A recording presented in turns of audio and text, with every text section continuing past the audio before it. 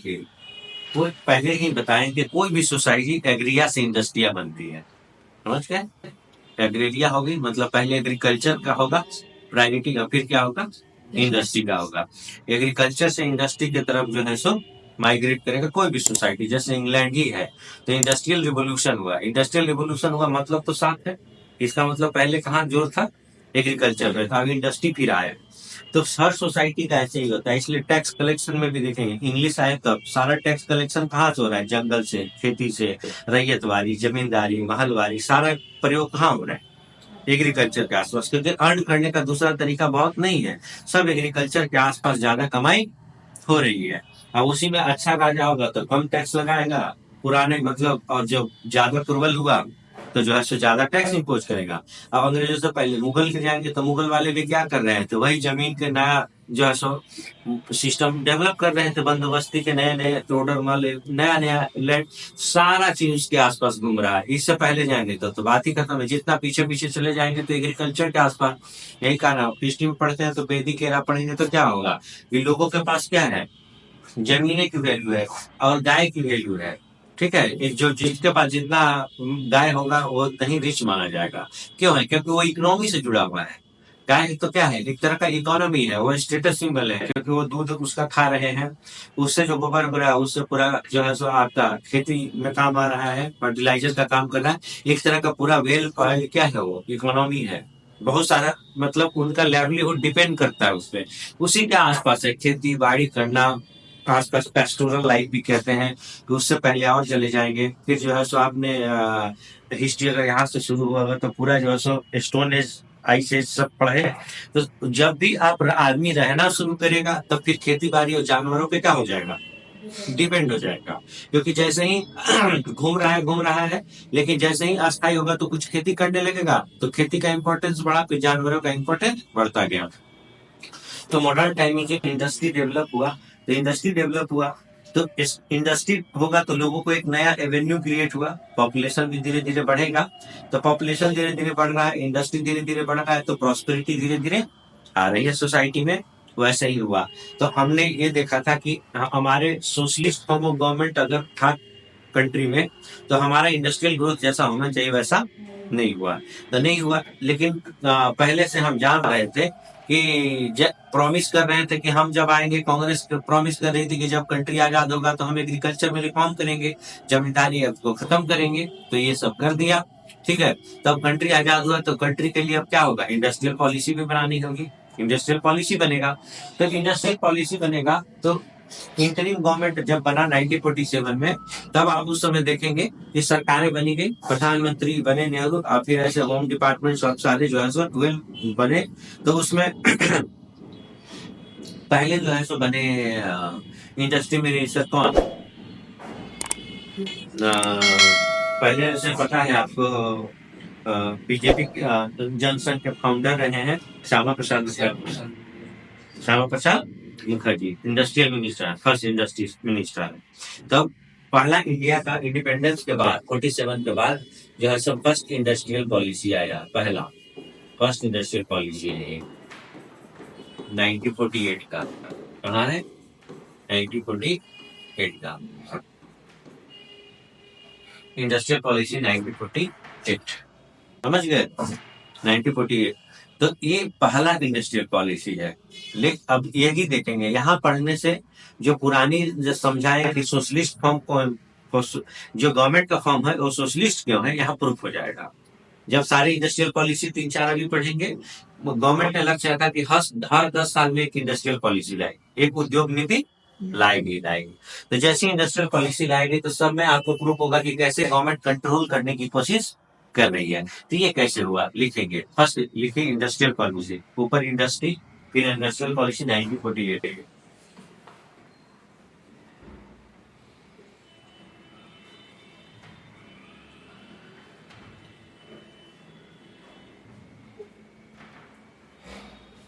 ये क्या है, ये लिखेंगे क्या है, इंडिया का जो है सो फर्स्ट आफ्टर इंडिपेंडेंस जो है सो फर्स्ट इंडस्ट्रियल पॉलिसी है ये 1948 का। यहाँ पे डायरेक्टली यूज किया गया कि इंडिया का ऐसा फॉर्म का इकोनॉमी होगा, मिक्स्ड फॉर्म, यहीं से आया। अब समझ गए, India will be a mixed economy. यहाँ पे India will be a mixed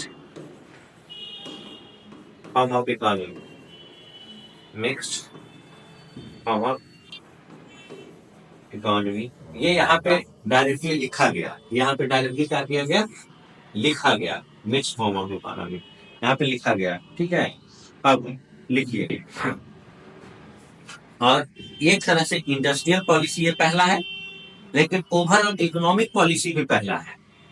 आप समझ रहे बात को, इंडस्ट्रियल पॉलिसी भी पहला है, अब इकोनॉमिक पॉलिसी, क्योंकि पहली बार 47 के बाद कोई इकोनॉमिक पॉलिसी बना रहा है, 47 के बाद कोई पहली बार इकोनॉमिक पॉलिसी बना है। तो लिखेंगे it was in fact first economic policy, first economic policy of the country, policy of the country.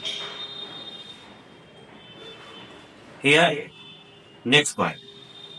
Here, industry are divided in 4 parts. Industry are divided in 4 parts. 4 parts. ये है हमारा industrial policy, first industrial policy है country का 1948। English में लिख रहे हैं आप, हिंदी में? हाँ ठीक है, हाँ ठीक है। अब देखिए, अब यहाँ से 4 लाइन छोड़ दीजिएगा, फिर लिख लीजिएगा। यहाँ से शुरू करते हैं। हमने बताया कि यहाँ ये इंडस्ट्रियल, ये देश का पहला इकोनॉमिक, वही पहला देश का इकोनॉमिक पॉलिसी है और पहला इंडस्ट्रियल पॉलिसी है। First industrial policy Shyama Prasad Mukherjee, क्योंकि श्यामा प्रसाद मुखर्जी, अम्बेडकर, ये जितने लोग थे सब कैबिनेट में थे, नेहरू के कैबिनेट में थे। लेकिन जैसे जैसे फिर कंट्री आजाद होगा, डिफरेंसेस हो गए, टूटते जाएंगे। जैसे श्यामा प्रसाद मुखर्जी यहाँ नेहरू के कैबिनेट में है, फिर यही अलग होकर क्या बनाएंगे, जनसंघ बनाएंगे, जो आगे चल के बीजेपी बनेगा। ठीक है, वही में जो अम्बेडकर लॉ मिनिस्टर है, लेकिन अम्बेडकर भी नेहरू से लड़ेंगे, फिर नेहरू अलग हो जाएंगे, इंडिपेंडेंट चुनाव लड़ेंगे, और कांग्रेस कोशिश करेगी कभी भी अम्बेडकर जीत के ना आए पार्लियामेंट। समझ गए, वही कांग्रेस कभी जीतने नहीं दी अम्बेडकर को, उनके खिलाफ कैंडिडेट खड़ा करती, कॉन्स्पिरेसी करती, अम्बेडकर इंडिपेंडेंट चुनाव लड़ने की कोशिश कर, कभी नहीं आए। और फिर जल्दी ही जस्ट आजाद हुआ तो 54-55 होते होते जो है सो सरदार पटेल और अम्बेडकर सारे लोग मर गए। ठीक है, तो डिफरेंसेस, श्यामा प्रसाद मुखर्जी कश्मीर को लेकर 370 को लेकर एजिटेशन किए कि एक देश में 2 कानून नहीं हो सकता है, तो एक अरेस्ट किया गया और फिर मिस्टीरियसली जो है सो इनका कश्मीर के जेल में मर गए हैं। ठीक है, तो ये माना जाता है कि इनको भी जेल में वहां मार दिया गया। तो नेहरू के आसपास कोई अपोजिशन बचा ही नहीं। ठीक है, ऐसा ही तो जो भी है, लेकिन हमारा कंसर्न पॉलिटिक्स नहीं बल्कि इकोनॉमी है। तो इकोनॉमिक पॉइंट ऑफ व्यू से देखेंगे कि पहला पॉलिसी है जहाँ पे मिक्स्ड इकोनॉमी की बात होता है। अब यहाँ पे हम कह रहे हैं कि इंडस्ट्री को हम 4 भाग में क्या करते हैं, बांट देते हैं। इंडस्ट्री को क्या कर रहे हैं, 4 भाग में बांट देते हैं। 4 भाग में इंडस्ट्री को बात करते हैं, category 1, category 2, category 3, 4 category, category 4 करते हैं। अब जैसी कैटेगरी 1 करेंगे, इसका मतलब क्या है कि उसमें सिर्फ केंद्र सरकार की योजना, मतलब केंद्र सरकार जो है सो इंडस्ट्री लगा सकती है। इंडस्ट्री का लिस्ट बना रही है, एक तरह से क्या कर रही है, इंडस्ट्री का लिस्ट बना रही है कि ये केवल हमारे एक्सक्लूसिव है, किसका, सेंट्रल गवर्नमेंट का, इवन स्टेट गवर्नमेंट का नहीं। तो इसको कहते हैं मोनोपोली। क्या कर रहे हैं, मोनोपोली। अब लिखे कैटेगरी फर्स्ट, ऐसे हमने ऊपर लिखा है कि 4 कैटेगरी है, तो कैटेगरी 1 इस तरह से लिखेंगे, it was the exclusive monopoly of the central government, it was the exclusive monopoly of, it was the exclusive monopoly of the central government. अब देखिए 3 इंडस्ट्री खास करके, अगर एक्सक्लूसिव के अगर 3 लगा ले तो और भी अच्छा, 3 एक्सक्लूसिव मोनोपोली वाली कंपनी थे। अब जिसमें केवल केंद्र सरकार, अभी इंडस्ट्रियल पॉलिसी आगे आएगा। देखिए याद है जब जीडीपी पढ़ रहे थे तो हमने कहा कि हमने शुरू किया था जीडीपी से, जीएनपी, एनडीपी, अब एनएलपी है पहुंचना, ये सबसे progress form of national income है, यहाँ पहुंचना था, इसीलिए हम यहाँ पहुंचे थे। लेकिन हम अगर इंडस्ट्रियल पॉलिसी 1948 से करें तो हम कह रहे हैं कि कंट्री के आजादी के बाद वैसे इंडस्ट्रियल पॉलिसी धीरे धीरे 10-10 साल 5-5 साल में शेप हुआ है। लेकिन ओरिजिनल एग्जाम के लिए पढ़ना कौन है, जो एकदम एक्सक्लूसिव अगर आपके पास कम समय, जैसे यही क्रैश कोर्स होता, तो अब यहाँ से हम इंडस्ट्रियल जो है सो इंडस्ट्रियल पॉलिसी 1991 से शुरू करते हैं। अब समझ रहे हैं। अब जब हमारे पास समय है थोड़ा, तो हम कहाँ से शुरू कर रहे हैं, 48 से। तो इसीलिए ये है इम्पोर्टेंट, हमारा सबसे ज्यादा एक्सक्लूसिव ये है, एग्जाम के पॉइंट ऑफ व्यू से यही शुरू होगा। लेकिन आपको पता चलेगा कि एक नेचुरल ऑर्डर लेंस के लिए भी आप समझ गए कि कैसे जर्नी वहां से यहाँ तक हम पहुंचे। ठीक है, ये वाली बात है। तो थोड़ा लगता है 1 घंटा, लेकिन आपको पता चलेगा कि बहुत सारी चीजें, एका दुका क्वेश्चन इससे भी आ जाएगा। जैसे कोर इंडस्ट्री का कॉन्सेप्ट किस पॉलिसी से निकला, समझ गए, सब क्वेश्चन बनता है। लास्ट में 8-10 क्वेश्चन बताएंगे कि कैसे कैसे इंडस्ट्रियल पॉलिसी से क्वेश्चन मिलेगा। तो जैसे ही फर्स्ट क्वेश्चन आया हुआ क्वेश्चन है बीपीएससी का, इंडिया का फर्स्ट इंडस्ट्रियल पॉलिसी, कंट्रीज का फर्स्ट, इंडिया का इंडिपेंडेंस का फर्स्ट इंडस्ट्रियल पॉलिसी का आंसर होगा 48, 1948।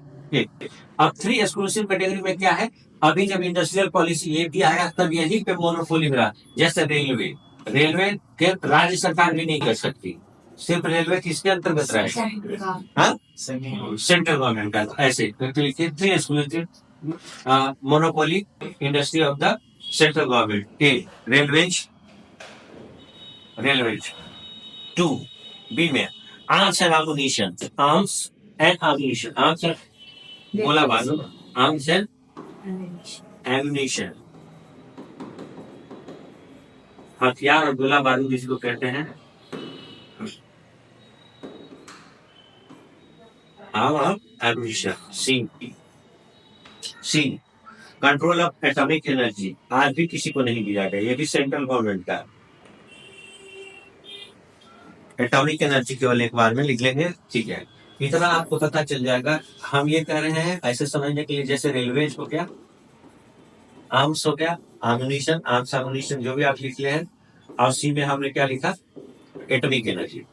आज भी ये दोनों, ये सब किसके मोनोपोली में है, सिर्फ सेंट्रल। जैसे एटॉमिक एनर्जी पे रिसर्च, न्यूक्लियर पे रिसर्च राज्य सरकार भी नहीं कर सकती, ये सिर्फ सेंट्रल गवर्नमेंट के लिए रिजर्व है। आर्म्स एंड एम्युनिशन भी सेंट्रल गवर्नमेंट के लिए करती है, रेलवे भी सेंट्रल गवर्नमेंट के लिए ही था। अब क्या कर रही है, ये यहाँ पे थोड़ा थोड़ा बदलाव हो रहा है। क्या मोनोपोली में क्या हो रहा है, बदलाव क्या हो रहा है कि अब जैसे कुछ ट्रैक को प्राइवेट प्लेयर्स को दे दिए, कुछ रेलवे स्टेशन है जिसको मॉडर्नाइजेशन करने के लिए किसको दे दिए, वो कर दिए। बहुत सारे रेलवे स्टेशन है जो पीपीपी मॉडल पर डेवलप हो रहे हैं, क्योंकि अल्ट्रा मॉडर्न बनाना है भाई। लाखों स्टेशन, हजारों स्टेशन को कैसे मॉडर्नाइज करेंगे, इतना फंड नहीं है, तो पीपीपी मॉडल पे डेवलप हो रहा है। तो ये सब एक्सक्लूसिव था। तो ये कौन से इंडस्ट्री थे, कैटेगरी 1। 4 कैटेगरी में पूरे इंडस्ट्री को बांट दिया है। कैटेगरी 1 में कौन सा रखा है, जिसमें सिर्फ कौन काम कर सकता है, सेंट्रल गवर्नमेंट। समझ गए, यहीं से याद करते जाओ, हर याद करने की जरूरत नहीं है। नम अभी से कैटेगरी 2, ठीक है। अब ठीक है, कैटेगरी 2, अब कैटेगरी 2 में क्या कर रही है कि अब सेंट्रल और स्टेट दोनों कर सकते हैं। स्टेट अभी भी गवर्नमेंट है। अब हमने यही बोला था कि किस तरह से गवर्नमेंट कह रही है कि मिक्स्ड इकोनॉमी है, लेकिन मोरलेस सोशलिस्ट इकोनॉमी है। हर जगह सरकार कंट्रोल करने की कोशिश कर रही है, अवंतिक तक प्रूफ हो जाएगा। जब सारे इंडस्ट्रियल पॉलिसी पढ़ेंगे तो पता चल जाएगा कि कहने का मिक्स जो है सो छलावा टाइप का है, वो 5% सच है, 95% झूठ है।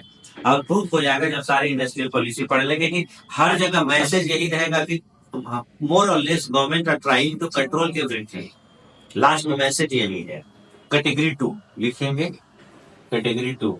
आप लोग समझ रहे हैं तेजी से, तो चलेंगे तेजी से, बच्चे को नहीं समझाना है, आप लोग समझ रहे हैं जल्दी जल्दी। कैटेगरी 2 देखिए, here central and state government,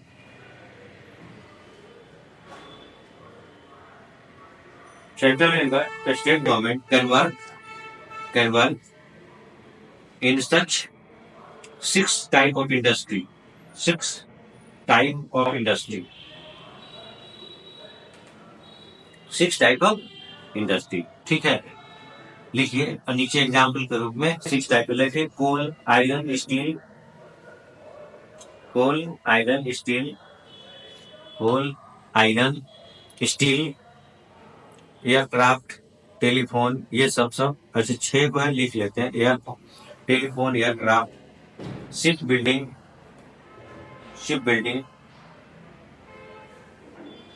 telegraph, telephone telegraph देखिए में आ गया, वायरलेस, इस तरह की इंडस्ट्री है जो सूचना से जुड़े हुए हैं डायरेक्ट। हाँ, बैंक बैंक बैंक नहीं, बैंक अभी भी सरकारी है लेकिन इंडस्ट्री में काउंट आ जाएगा, इसी में आ जाएगा। ठीक है, ऐसे एक्सक्लूसिव बैंक को उस समय डिसाइड नहीं किया गया है, समझ गए। बैंक के जो ऑलरेडी बैंक जो थे वो क्या थे, प्राइवेट सेक्टर में थे। 1969 में आके जो है सो क्या होगा, नेशनलाइज होगा। स्टिल अभी प्राइवेट में काम कर रहे थे क्योंकि आजादी के बाद सारे बैंक जो है आजादी से पहले क्या थे, अंग्रेजों द्वारा मोस्टली चलाए जा रहे थे। अब आप 1955 में स्टेट लाएंगे तो इंपेरियल बैंक बनाए, लेकिन अभी भी जो है सो क्या कर रही है, रेगुलेट नहीं कर रही, रेगुलेटर के रूप में है, आरबीआई रेगुलेट कर रही है, लेकिन मोर और लेस सब जो है सो अभी भी इंडिपेंडेंट फंक्शन कर रहे हैं बैंक में।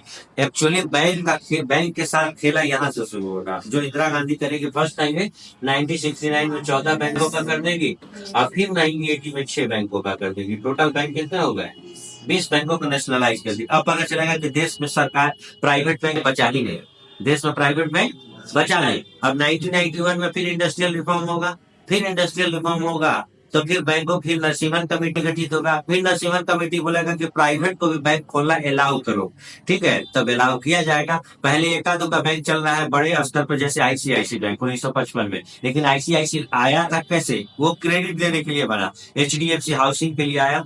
फिर जब बैंकिंग रिफॉर्म हुआ तो फिर यस बैंक के सब जो है सो नए बैंक के रूप में इमर्ज किए, पहले पुराने एचडीएफसी और आईसीआईसी, और फिर यस बैंक वगैरह सब क्रिएट होना नया इंडस्ट्रियल पॉलिसी के बाद 1981 के बाद क्रिएट होना शुरू हुआ, क्योंकि नरसिम्हन कमेटी का रिपोर्ट है कि प्राइवेट बैंकों का पार्टिसिपेशन बढ़ना चाहिए। ठीक है, तीसरा थर्ड कैटेगरी, अब पहला कैटेगरी में कितना इंडस्ट्री था, तीन। दूसरा कैटेगरी में 6। तीसरा कैटेगरी में 18 इंडस्ट्री को रखा गया, 18 इंडस्ट्री को रखा गया। अब इसमें नीचे लिखिए third category madam,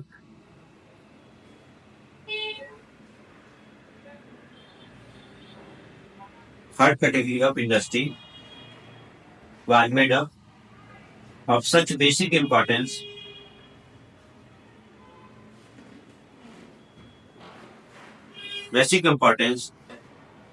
that the central government would feel free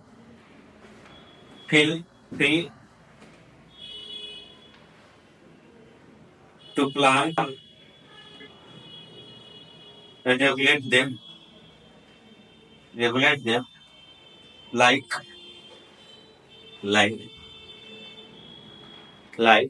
sugar,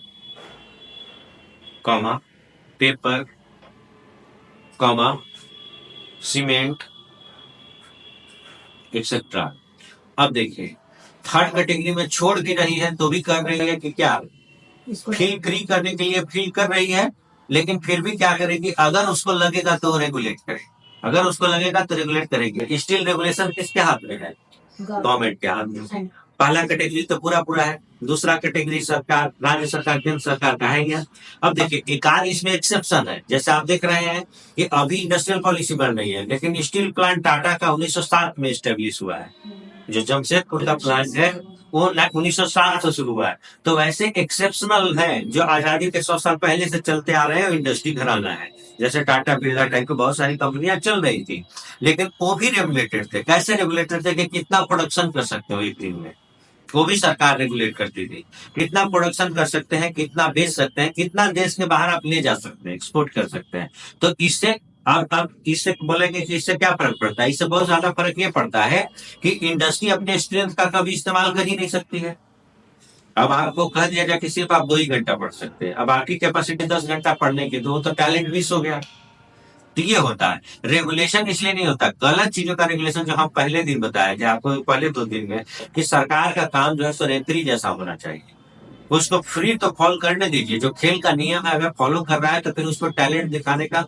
अब जो है सो क्रिकेट के फुटबॉल के ग्राउंड में जो है सो इस तरह से जो है सो रोनाल्डो मेसी खेलता है, उसको रेगुलेट आप नहीं करेंगे, वो उसके टैलेंट पे है। हाँ गलत होगा तब उसके लिए रेफरी है, तो रेफरी का रोल तब बढ़ना चाहिए, एक नियम बना दे सरकार, एक रेगुलेशन बना दी कि कैसे चलना है, क्या करना है।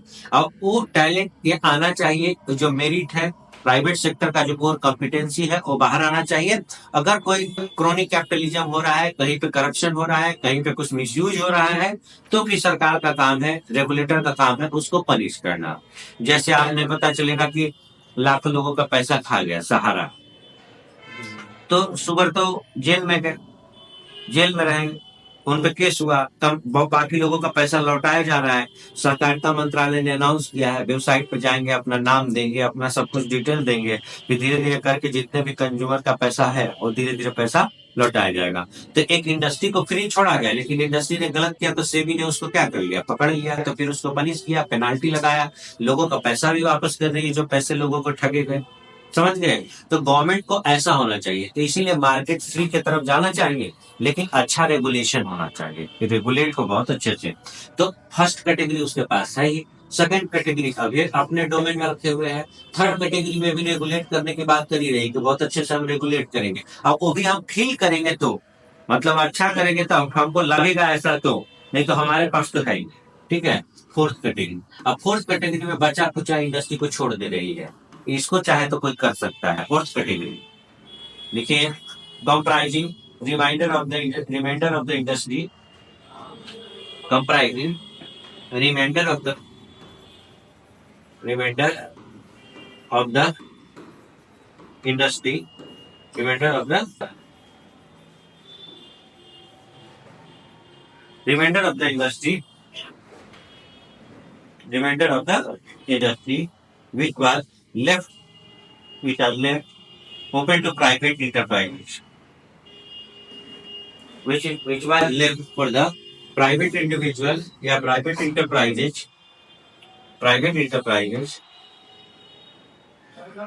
or cooperative sector, for the private individual or cooperative sector, cooperative sector। अब मेजर इंडस्ट्री निकल गया, पहले में 3, दूसरे में 6 और तीसरे में 18।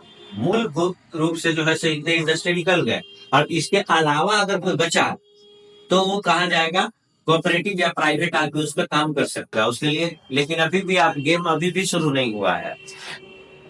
आप कह रहे हैं कि बाकी जो छोड़ दिया उसके लिए, अब उसके लिए लाइसेंस लेना होगा, लाइसेंस लेना होगा। तो लाइसेंस लेने के लिए सालों भर घूमना पड़ेगा, सालों भर को चक्कर काटना पड़ेगा ऑफिस के। अब यहाँ पे इसीलिए आएगा ब्यूरोक्रेसी, कि जहां भी ब्यूरोक्रेसी होगा तो क्या होगा, समस्या क्रिएट होगा, तो फिर डिले होगा। ब्यूरोक्रेटिक प्रोसेस को क्यों शिकायत किया जाता है डेमोक्रेसी में, क्योंकि ब्यूरोक्रेसी और डेमोक्रेसी जुड़ा हुआ है। ब्यूरोक्रेसी और डेमोक्रेसी कैसे जुड़ा हुआ है कि ब्यूरोक्रेसी डेमोक्रेसी में बहुत जरूरी है, लेकिन पता चलता है कि मानते हैं कि ये जो है सो प्रोसेस को करता है, क्योंकि कागजी कार्रवाई ज्यादा कर रहे हैं, फाइल को जैसे बहुत अच्छा नोटिंग करना है, बहुत सारा प्रोसीजर फॉलो करना है, तो डिले होगा काम में क्या होगा, डिले होगा। तो डिले होगा तो इसकी वजह से क्या होगा। अब आप एक बहुत ही पॉपुलर बुक है अनबाउंड इंडिया, तो उसमें लिखी है बहुत अच्छे से, इकोनॉमिक हिस्ट्री पे बहुत अच्छी कमेंट्री है, बहुत फेमस किताब है। तो बिरला कंपनी को लगानी होती है फैक्ट्री, तो यहाँ साल भर से वो प्रयास करते रहता है दूसरी फैक्ट्री लगाने के लिए। ठीक है। वो शायद कोई माइनिंग और मिनरल से रिलेटेड कंपनी होती है, तो फिर लेकिन परमिट नहीं मिलता है, तो फिर वो थाईलैंड में अपनी फैक्ट्री लगा देता है जाकर। ठीक है। यहाँ सालों भर प्रयास करने के बाद वो फ्रुक्टिफाई नहीं हुआ, आगे पीछे चक्कर काटने के बाद तो इंडस्ट्री कहाँ ले गया, थाईलैंड में ले गया। इसका मतलब इसीलिए आज इंडस्ट्रियल रिफॉर्म करती है सरकार, कुछ करती है तो बोलते हैं कि आप सिंगल विंडो क्लियरेंस नाम सुनते हैं, कि आप आइए जो है सो, और आपको 7 दिन के अंदर जो है सो सारा चीज डॉक्यूमेंटेशन आपका हो जाएगा, 10 दिन के अंदर डॉक्यूमेंटेशन होगा। ऐसा प्रॉमिस क्यों कर दिया, क्योंकि पता है कि कोई करोड़ों अरबों रुपए लगा रहा है, तो वो साल भर वेट करेगा, तब तक उसका कॉस्ट कितना बढ़ जाएगा, डिले होगा इस प्रोसेस से। तो इसीलिए ये सब डिले करता है। तो इसीलिए जो है सो सारा चीज यहाँ भी अभी भी प्राइवेट सेक्टर के लिए बहुत कुछ अच्छा नहीं है, क्योंकि मोरले सरकार जो है सो कंट्रोल करने की कोशिश कर रही है, सब कुछ कंट्रोल कर रही है। तो फोर्थ कैटेगरी में जो बचा कुचा इंडस्ट्री है वो जो है सो गया उनके हिस्से में। तो जैसे 48 हुआ, अब यहाँ लक्ष्य रखा गया था कि 10 साल में, हर एक 10 साल में हम एक इंडस्ट्रियल पॉलिसी बनाएंगे 10 में। तो जो है सो दूसरा इंडस्ट्रियल पॉलिसी आ गया 1956। 10 साल पूरा नहीं हुआ, फिर भी अब ऐसा ही जो है सो आते रहेगा। Industrial policy 1956।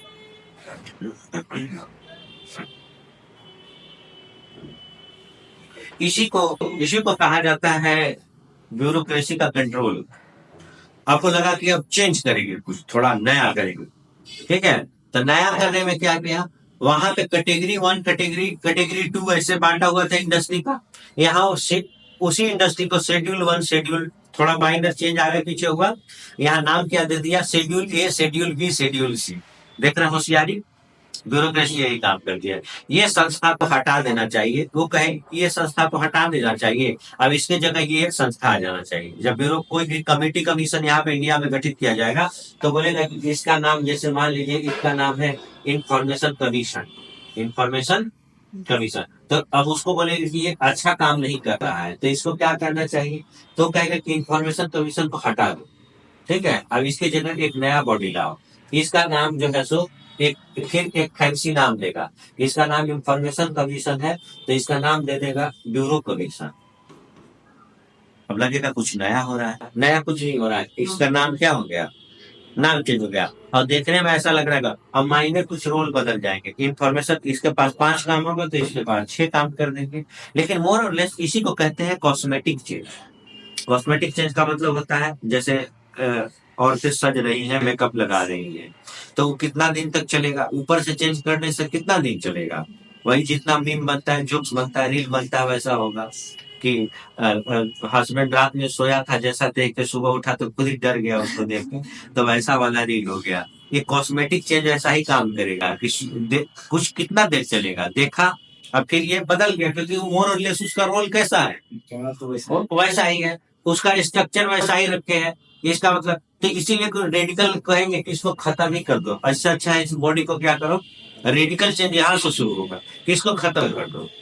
अभी अर्जेंटीना में नया राइट विंग की पार्टी सरकार आई है, तो वही कि सबसे ज्यादा ब्रेन वॉश कर रहे हैं एजुकेशनल इंस्टीट्यूशन में। एजुकेशनल इंस्टीट्यूट में पढ़ा कोई कम रहा है, अब ब्रेन वॉश कर रहे हैं। कोई नक्सल पे बात कर रहा है, कोई मार्क्सिस्ट बन रहा है, कोई आतंकवादी बन रहा है। एजुकेशन मिनिस्ट्री को ही खत्म करो, वहाँ एजुकेशन मिनिस्ट्री को खत्म करें। तो सब सरकारें आप देख रहे हैं कि राज्य सरकारें फ्री फ्री फ्री फ्री बांट रही है। 4 दिन पहले जो है आर्टिकल 209 लाया, एक कानून है, ये सब आएगा करंट अफेयर में, पढ़ते रहना है, ये सब रेडिकल काम है। उसमें लाया कि कोई भी सरकार का कानून नहीं बनेगा जिसमें फ्री वर्ड यूज किया जाए, बैन कर दिया फ्री वर्ड, क्योंकि हर चीज में फ्री कर देना है। हम आएंगे तो बिजली फ्री, हम आएंगे तो कपड़ा फ्री, हम आएंगे तो पता चले औरतों का जो है सो बस का किराया फ्री, ऐसे करके प्रॉमिस हो रहा है। केजरीवाल जो है सो वो भी किया था, अच्छा, आपने इतना कर दिया था कि फिर रेवेन्यू मतलब, हाँ, तो सैलरी देने के लिए पैसे नहीं है, एम्प्लॉय को सैलरी देने के लिए पैसे नहीं है। सबसे ज्यादा डेट है तमिलनाडु पे, पंजाब पे, ये सब राज्य हैं जिसपे डेट सबसे ज्यादा है, तो कोलैप्स हो जाएंगे। एक ऐसा होगा कि बांटते बांटते बांटने की एक सीमा है आपके पास, इसीलिए लेफ्टिस्टों का शिकायत किया जाता है। कम्युनिस्ट के पास बांटने का पूरा उपाय है, तो जो बांटने का उपाय करेगा उससे पहले उसको क्या करेगा, क्रिएट करने का उपाय करेगा। आपने कहा कि मैं, मेरे पास 10,000 रुपए, मैं सब गरीबों में बांट दूंगा, इसके बाद ठीक है, बांटने का तो सब उपाय, बांट तो कोई भी सकता है। तो आपके पास बांटने का अगर उपाय है तो नया क्रिएट करने का उपाय उससे दुगना होना चाहिए, तो आप बांट सकते हैं। तो इसीलिए आपको क्या करना होगा, क्रिएट करना होगा, फिर उसको डिस्ट्रीब्यूट करना होगा। तो डिस्ट्रीब्यूशन का पूरा नेटवर्क बना दिया, ये फ्री हो, फ्री ये फ्री। अब धन इकट्ठा हो नहीं रहा है तो फिर इकोनॉमी क्या हो जाएगी, कोलैप्स हो जाएगी। यही हुआ वेनेजुएला में। तेल वाला देश है, मोस्टली उसका रेवेन्यू 80% तेल से आ रहा है, तेल खोद रहा है, बेच रहा है। अब सब चीज फ्री, एजुकेशन फ्री, ये फ्री वो फ्री कर दिया। अब फिर पता चलेगा कि तेल का दाम क्रैश कर गया, मान लीजिए किसी वजह से तेल का, कोविड आया, तेल का दाम क्या हो जाएगा, लॉकडाउन हो गया तो तेल का दाम क्या हो जाएगा, क्रैश हो जाएगा। तो जितना तेल बेचते थे, तेल बेचने का रेट आधा हो गया, तो फ्री वाला प्रोग्राम सब क्या हो जाएगा, कोलैप्स हो गया। तो कोलैप्स हो गया तो अब पूरा पूरा राइट अफरा तफरी पूरे देश में मच गई। अब समझ रहे हैं, तो पूरा पढ़ाई करेंगे तो इसीलिए फ्री चीजों का सपोर्ट आप नहीं करेंगे, क्योंकि जितना प्रॉब्लम सोल्व करेगा उससे कई गुना ज्यादा प्रॉब्लम बढ़ा। अब मान लीजिए तो मिनिमम चार्ज करते तो दिक्कत नहीं होती, लेकिन फ्री बांटने का आदत लगा दिए तो अब अगला महीना से फ्री नहीं आएगा, तो लोग, हजारों लोग रोड पर आ गए। तो एक दूसरा गुट आ गया, दोनों में भिड़ंत हो गए, तो राइट का सिचुएशन हो गया। तो अब समझ रहे हैं कि इसीलिए इकोनॉमिक ऐसा, इसलिए कल जो बात हो रही थी इन दो वर्ड पे जो चर्चा हुई थी, इंक्लूसिव डेवलपमेंट और सस्टेनेबल डेवलपमेंट। सस्टेनेबल का मतलब ही है कि वो ऐसा पॉलिसी बनाएगी जो आगे कुछ सस्टेन करे, हजारों वर्षों से सस्टेन करे। आपका इन्वायरमेंट को बचा कर रखा है तभी तो आप सांस ले रहे हैं, आप इस अवस्था में है, तो आपका भी कर्तव्य बनता है कि आप भी इसको ऐसा बनाए कि उसको सस्टेन कीजिए। तो वही ब्यूरोक्रेटिक चेंज को बताया। अब यहाँ पे इंडस्ट्रियल पॉलिसी 56 में क्या हो रहा है, 56 में जो है सो क्या हो रहा है कि जो है सो 56 में क्या हो रहा है, 56 में ये हो रहा है कि पूरा जो है सो कैटेगरी 1 को हमने क्या बना दिया, शेड्यूल ए, शेड्यूल बी लिखेंगे। इंडस्ट्री इसी में शेड्यूल ए ही लिख दिए तो भी, अब शेड्यूल ए में लिखिए 17 इंडस्ट्रीज। शेड्यूल ए में आप क्या लिखे, 17 इंडस्ट्रीज, 17 इंडस्ट्रीज में रखेंगे। ठीक है, लिखिए सेंट्रल एग्रीमेंट कंप्लीट मोनोपोली। तब यहाँ 3 मोनोपोली मेन था, 17 मोनोपोली है अभी यहाँ। 17 company where central government complete monopoly.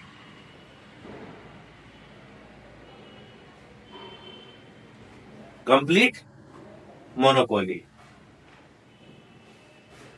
Complete monopoly which is known as PSU. और उसको बोलेंगे, इसी को हम क्या कहते हैं, पीएसयू। पहले पीएसयू को जब देश आजाद होगा तो सीपीएसयू बोलते थे। देखिए ध्यान से सुनिए थे, लिखिएगा। पीएसयू मतलब क्या होता है, पब्लिक सेक्टर अंडरटेकिंग।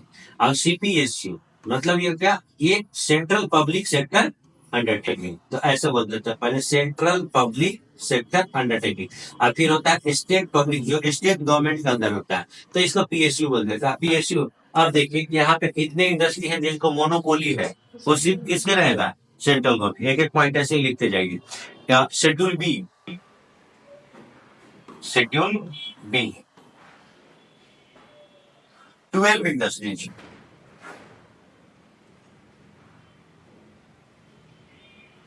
ठीक है, देखिए it will be come under the central government, come under the central government, come under the central government, but private player are expected to supplement the effort of the state, to supplement the efforts of the state, of the state। समझ गए। अब जैसे example, fertiliser, road transport, machine and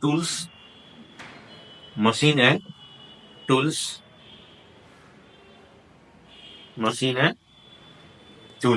आप समझ गए।